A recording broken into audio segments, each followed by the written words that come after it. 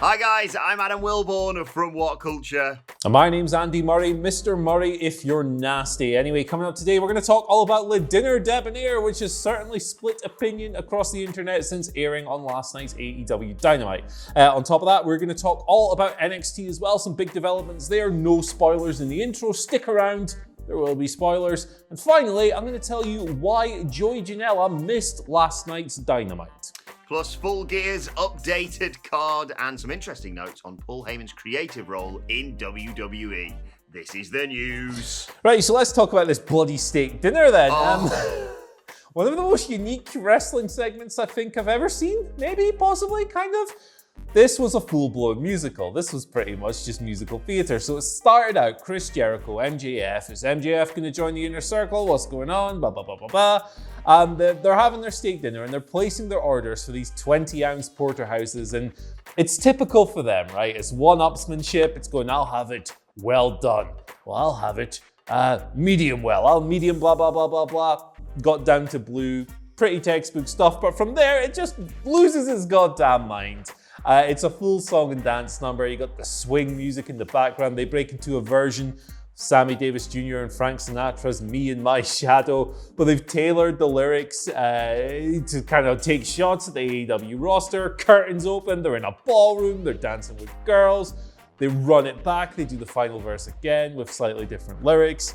It's an extremely well-performed thing. It's not the kind of thing that's going to be for everyone, and that's why the responses have been so passionate on both the positive and negative side. But they put it together really well, and the whole thing closed in a way that sums up the feud really quite nicely, actually. They get back to their table, the steak's waiting for them, and it's literally raw. They've, peacocked and one-upped themselves to the point that they've been served literally inedible food. So that was a nice thing, a nice way to put a cherry on top. These kinds of segments in the main event scene are not personally for me, but I'm not going to sit here and tell you it sucked because it was extremely well performed, well conceived, and I don't really have an argument against it other than maybe a bit silly for my tastes. What do you think, Adam Wilborn? Guess what? It was right up my street. I thought this was absolutely spectacular on one of the best episodes of AEW Dynamite ever. It was up MJF there. Has the voice of an angel, and I've already rewatched this segment about 5 times. And when people ask me, why do you enjoy wrestling? I might just show them this just to baffle them even more. I adored it. Look, I understand, and I think it's completely fair enough. If you didn't like it, that is absolutely fine. Like you say, Andy, some things, some subjective things like this are going to divide opinion, but I think it might be my favourite thing that's happened on AEW this year, and think about the ground that covers, including Revolution. All right, maybe not the tag match at Revolution, but anyway, let us know your thoughts in the comments, and if you want to know more of our thoughts on it, we'll be talking about it, of course, in the Wednesday Night War review with myself and the Dadley Boys as a podcast. WhatCulture Wrestling, wherever you get your podcast from. We've got some more details on it when it comes to the Twitter questions as well. But following on from that, following on as well from AEW Dynamite, 5 matches now confirmed for Full Gear on November the 7th. The Young Bucks, this is kind of the headline from last night's show, were the ones who won that fatal 4-way to challenge FTR for the AEW Tag Team titles. How they're going to be arriving at Full Gear is a very different question. I believe it was Matt Jackson who got his ankle shattered by a chair after Tully Blanchard snuck in and sneakily attacked them whilst wearing a disguise. I mean, I guessed it was Tully Blanchard pretty quickly because, of course it's going to be that. But anyway, there's also going to be an I Quit match for the AEW World title. Eddie Kingston and John Moxley cutting spectacular promos on last night Dynamite as well. There's the TNT Championship match, which will be Darby Allin versus presumably the winner of Cody and Orange Cassidy, taking place on next week's Dynamite. Andy, am I right? Next week, Lumberjack match. And the Elite Deletion match is going to be Matt Hardy versus Sammy Guevara. They're going for it. And we are down to the final 4 in the World Title Eliminator Tournament. Rey Fenix, Hangman Page, Wardlow, and The Cleaner. Was that the return of The Cleaner last night, Andy? Certainly looked like it to me. It's coming, baby. It's coming. Soon enough at the pay-per-view, he's going to come out with the shades, the trench coat, and everything else, and it's going to be choice. The pay-per-view card is looking pretty sick already, right?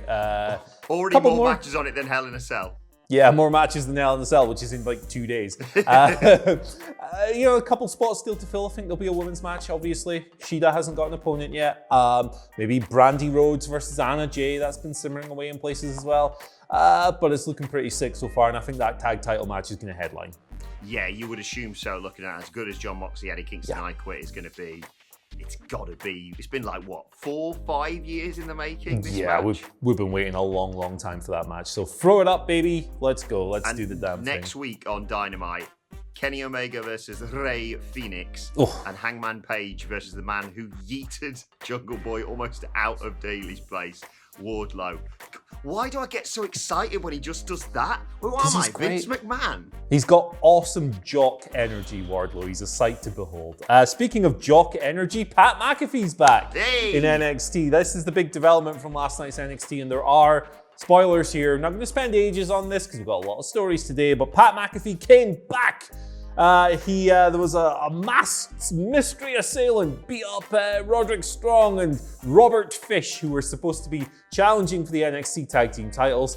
Kyle O'Reilly was originally going to step in, but when both of his buddies were knocked out, he said, "Hey, Bill Regal, give the shot to Daniel Burch and Oney Lorcan." I don't have a funny name for him. I just look like him.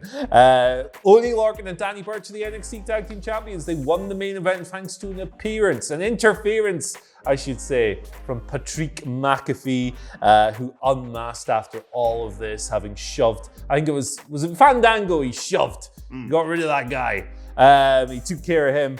And then Lorcan and Burch took the win. McAfee unmasked. He started doing the gang signs of the Undisputed Era that I can't do. So it looks very much like that feud between him and Undisputed is still bubbling away. He faced Adam Cole at TakeOver XXX, Verti, whatever it was.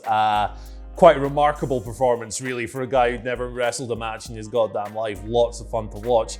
Pat McAfee's a good heel. He's a great goddamn heel, man. This is a guy I couldn't stand the sight of until he became like a thing on NXT TV as an analyst. I was like, who's this guy in the jorts? I don't like this dude. I don't like his energy. Then he starts playing a heel and he's like amazing. So I'm happy to see him back, man. Absolutely great to see him back. I thought it was a wonderful surprise on last night's show. Him concluding the show with Danny Burch and Oney Lorcan are the tag team champions, and that is undisputed. Oh, that boiled some piss, I can tell you right now. And more intriguing developments around the Undisputed Era. Exciting to see what they do with this next week. Of course, it's the Halloween Havoc edition of NXT as well, next week's show. I really enjoyed this, and I hate Pat McAfee, which is what I'm supposed to. So great stuff. Let's move on and talk about Paul Heyman with some interesting notes coming out about his creative role in WWE. This courtesy of a report from Fightful Select. Apparently Heyman played a huge role in putting a young, hungry Raw roster together back in 2019 that Vince McMahon subsequently ruined. So there you go. Apparently Heyman went out of his way to get some of the more underutilized performers, even turning down people like Braun Strowman so he could promote other stars, forgetting again that Vince McMahon's in charge and he just wants big muscly dudes and he's going to push who he's going to push and screw what everyone else thinks. There was talk about, in this report, about this role as Raw Executive Director on the creative side of things. Apparently Stephanie McMahon turned it down. It could have been Triple H if he'd have wanted it, but I think Heyman was the right man for the job. He should probably, in my opinion, still be in some sort of creative role, but he's just more on-air talent alongside the Tribal Chief Roman Reigns on SmackDown, of course, now. But he tried, Andy. At least he tried. He tried very, very hard, but in the end, I've messed up the Linkin Park song. Never mind. Speaking of Linkin Park, Joey Janela missed last night's episode of AEW Dynamite. Why was this? He was supposed to face Kenny Omega in the World Title Tournament. His tag team partner, Sonny Kiss, took his place, and that did not go well for poor Sonny Kiss, losing to Kenny Omega in 9 seconds. However, Janela was pulled as a result of coming into contact with somebody who later tested positive for the illness currently ravaging the globe. The global bastard, as we like to refer to that big prick of a thing. This happened at an independent show that he was at, he wrestled at, and AEW has announced that Joey will not appear until he is cleared to return, consistent with our protocols. It's worth noting that at the weekend for Game Changer Wrestling, Janela wrestled AJ Gray in California, and Gray has since tested positive, although there is no indication that Janela himself has tested positive as of yet. So all the best to Joey. Hope he doesn't eventually test positive himself. Hope he's fine. Hope he's doing okay. But you know, Sonny Kiss was the perfect replacement, really. Tag team partner, guy you can beat really quickly without losing too much. And I love Sonny Kiss. It's a shame for him, but here we are. Yeah, completely right decision by AEW. Safety first, and also kind of enhances Omega just coming in and smashing Sonny Kiss as he did, because Sonny Kiss has the argument of being rather unprepared for one of the best wrestlers in the world. Especially this version of him with that face, Andy. That face he pulled afterwards was... I can't even do it. It was meme-worthy. It was wonderful stuff. But yeah, completely the right decision. Safety first, wear a mask, do all the stuff. And hopefully we'll finally get rid of this ongoing global bastard soon. Right, let's move on to your Twitter questions. At WhatCulture, WWE, of course, if you want to get in touch with us. Jake starts us off and says, should Pat McAfee be the next NXT champion? Nah. Like, I think he's great, don't get me wrong. He's the first match was outstanding. It was astonishingly good for a guy set between the ropes for the first time, but nah, I don't think so. I don't think he's a big enough mainstream celebrity to justify it, number one. But also, I think with these kind of gimmicky things where it's like, hey, look, this guy, he's not really a wrestler, but he's great at it and all this stuff.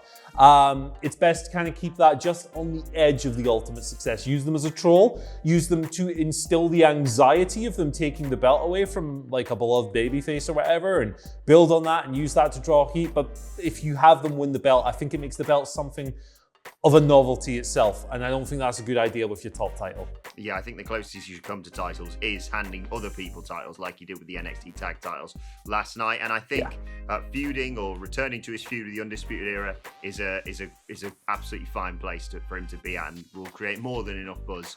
I love David Arquette. He was great to chat to, and that chat is actually available right now on this channel, but it would draw comparisons to David Arquette winning the World Heavyweight title, and you don't want that. Second question today comes from Electric Wooloo-Palooza, who says, a question for Andy and Adam of WhatCulture, since I'll likely be watching this video while I'm in line waiting to do some early voting. Good. Get out and vote, everyone. What was the most unexpectedly hilarious segment you ever witnessed on a wrestling show? Presumably off the back of Le Dinner Debonair. So, man, I always go back to two, and they both involve Gene Okerlund. God rest his soul. I miss Gene so much. But SummerSlam 1989, the interview with, I believe it's Rick Rude, when the sign collapses in the background and he totally corpses and swears. It's great stuff. But there's another one, and if you haven't seen this, go on YouTube after this video and type in Gene Okerlund's David Schultz. He interviews David Schultz in the AWA. It's before WWE. And the Schultz promo is a bit problematic, right, by modern standards and so forth. But gee whiz, Gene's reaction to David Schultz saying, I went to San Francisco and I was looking for a woman, Gene. I'm not going to spoil the whole thing, but the corpsing will make you fall. You will be jelly by the end of watching this. I promise. It's hilarious. Yeah, I've got another one in my mind, but you've made me think of the Booker T Hulk Hogan interview. That was unexpectedly hilarious. Yes, it was. But I'm going to go with Shawn Michaels super kicking Stan for something that made me spit my drink everywhere, because it was so just unbelievable. And that whole segment, because him then going, it's him super kicking Stan, shouting in Triple H's face, and there's this brief second where you see Triple H break when he's trying to, get away from him, and then him just walking down the whole corridor and super kicking about 5 different people who comically throw papers in the air. Let us know yours in the comment section, though, and we'll move on to the final question from CoolLink7 on Twitter, who says, hey guys, new to Twitter, but joined just to follow all of you guys at WhatCulture. Thank you very much. Can you guys see Sami Zayn persuading Otis to trade the IC title for the Money in the Bank briefcase? I can see Zayn sneaking in a cash-in against Reigns. Thoughts? I think it would make a lot of sense for Sami Zayn and his sneaky prick character, but from Otis' standpoint, it would be a really dumb thing for him to do. Not that the Otis character is supposed to be this hyper-intelligent, genius or whatever. He just sticks and waits and bitches, baby, tucky, oh, hey. It's a really terrible impression, but it wouldn't make a lot of sense from Otis' standpoint. You're getting rid of a world title shot to have the secondary belt, and I don't think that's a good move. Yeah, I really want to see Sami Zayn, especially this version of his character with the Money in the Bank briefcase. But it would be a weird way to do it, especially because it's not like he's saying, well, if you take this mid-card title, you can go to Raw. Nope, you'll still be on SmackDown. So, yeah. Let's move on to today's and finally, and I've been sitting on this for a while, but what a day to pull it out. What a better day than today. The wonderful artwork of J. Antonio Nunez at @thebearded_sumo on Twitter. If Kenny Omega and anyone at AEW hasn't seen this, hopefully they'll see it now. Spam them with this because it's spectacular. I realise I've said that earlier, but I mean, I can barely draw your head, and that's just a circle. So it's just an egg. How good's this, Andy? Tremendous stuff, man. I wish I was like 20% as talented in anything as this guy is at drawing. It's just excellent stuff. I wish I was a little bit taller. I wish I was a baller. But let us know your thoughts on that in the comment section below. Don't forget to like, share, and subscribe. And subscribe for WhatCulture Wrestling, wherever you get your podcasts from. Daily Wrestling Podcast, where we review the Wednesday Night War a little bit later on today. Plus, let us know your thoughts, Twitter questions, pictures of your animals, amazing artwork at WhatCulture WWE. Follow at @thebearded_sumo. Whilst you're there, follow both of us. You can follow Andy Murray at... Follow me at Andy H. Murray. The H stands for happy birthday to the man who did the stuff with his head, Ed D'Lo Brown. Can you do the thing? I did the thing to D'Lo, and I think he said, that's the worst thing I've ever seen. No, he's very complimentary. Happy birthday, D'Lo. Follow me at Adam Wilbur. Follow us all at WhatCulture WWE. But for now, my thanks to Andy Murray. Thank you for joining us. We will see you soon. Did some stuff with his shoulders and all, didn't he?